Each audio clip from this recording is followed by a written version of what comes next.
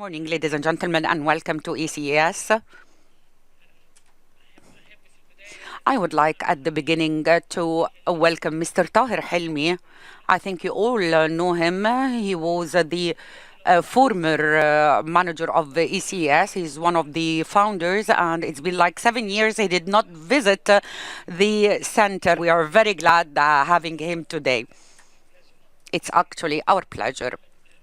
Welcome you all. The session is in Arabic and we have interpretation, and today we are prepared. This is round 2 discussion about Trump and about the policies. The first round was last month, about 3 weeks ago, and we tackled the tariffs and we did some scenarios for what is expected to happen.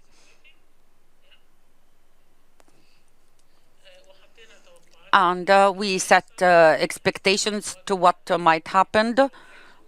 Is he going to do what he's talking about, or is actually as if we are watching an action movie, and not an easy movie actually. We are going to start today. We have a small presentation, and then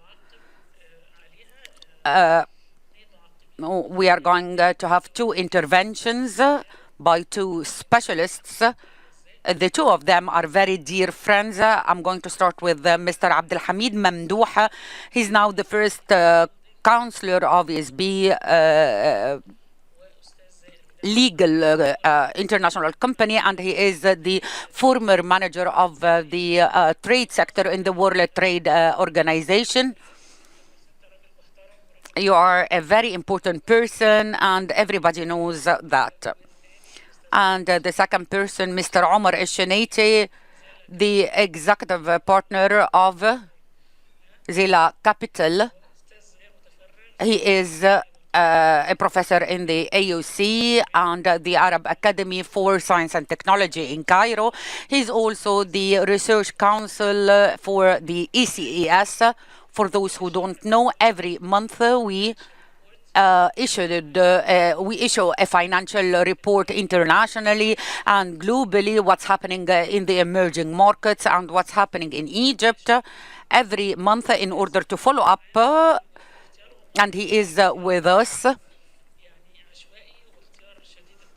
And he is very specialized. He has a huge experience in commerce and trade and in the financial markets and what's happening in the financial markets. We are going to start with a quick presentation done by the ECES, and then we will move to the comments. But what we are going to talk about today is the Mar-a-Lago Accord, and the question is, will Trump will swim against the tide or not?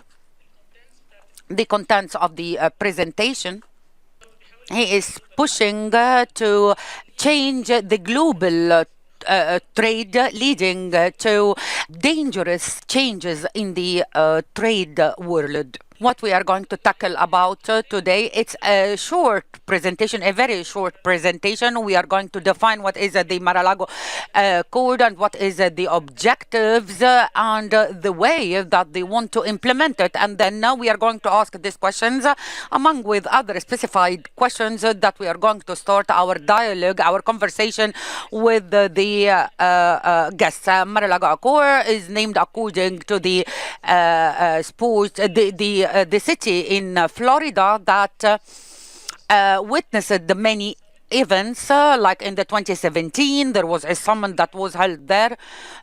Who set the Mar-a-Lago Accord was Stephen Miran, and he is the chairman of the U.S. advisors. He is an advisor and MIT, and he started working with Trump in March 2025. The Accord is trying to repeat the Plaza Accord that happened in 1985, and its aim is to the recession of the dollar with the cooperation with other countries. The Plaza Accord happened in the year 1985 after the name of the New York Plaza Hotel, and the countries were were called G5 at the time: Germany, France, USA, UK, and Japan. And the meeting was for the financial ministers from these countries, and they reached an agreement that they will try to deal with the changes in the value of the US dollar. Yes, what happened?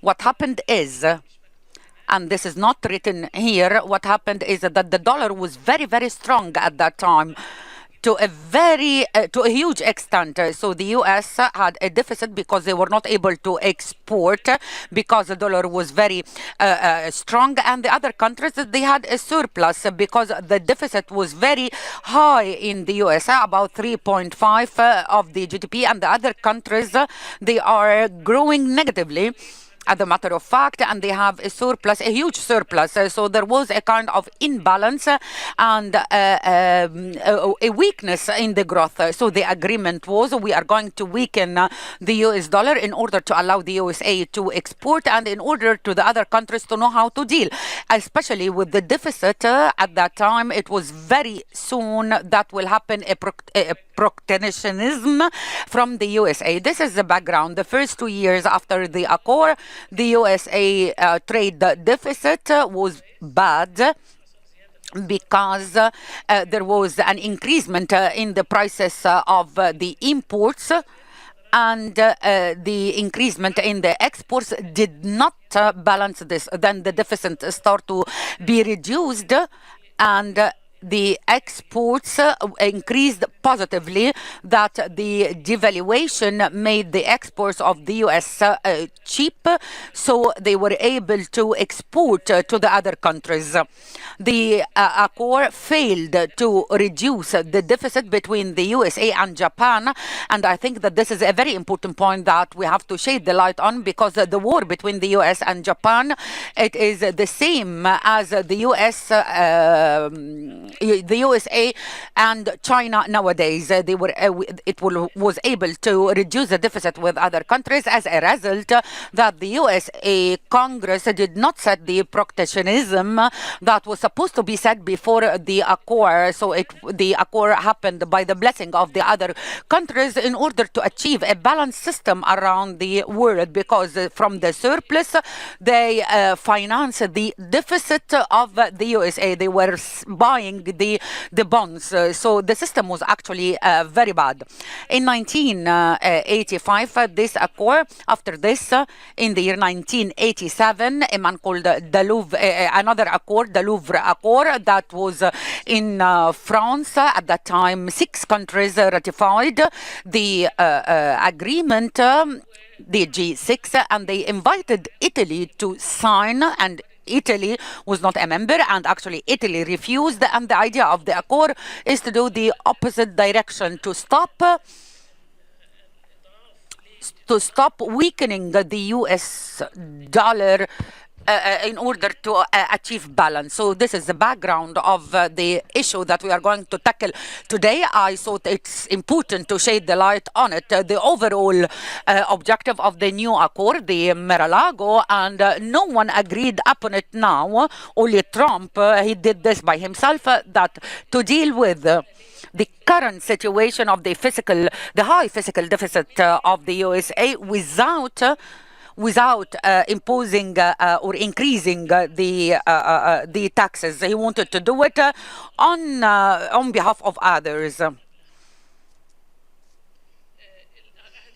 The main objectives is to increase the competitiveness through the currency devaluation, and to revive the industry in the USA. And this is a story that has lots of debates. There is many phases. He wants to go back with the history, so it's a little bit complicated. Number 3 is to force the foreign governments that they are holding the US Treasury to convert them into 100 years bonds. So he wants to make them take their responsibility, and he wants also to establish the U.S. Sovereign Wealth Fund through the gold reserves.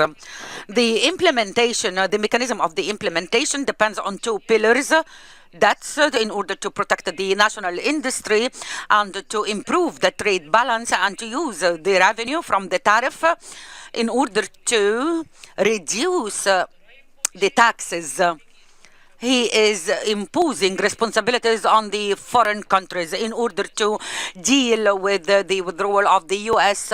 Umbrella as leverage for the partners and the countries that they would like to gain the protection of the USA. They are obliged to do what USA wants. So he is bullying the whole world. The question that we set here is he swimming against the tide? This is globally the situation, and that's actually what he wants to is trying to do. There is a kind of globalization, and there is an international tackling and economic nationalisms, and this actually is before the new tariff. We normally heard about this from the developing countries. So he wants to protect himself from whom? The free trade, protectionism, instead of the old system is far away from the governmental intervention in the markets.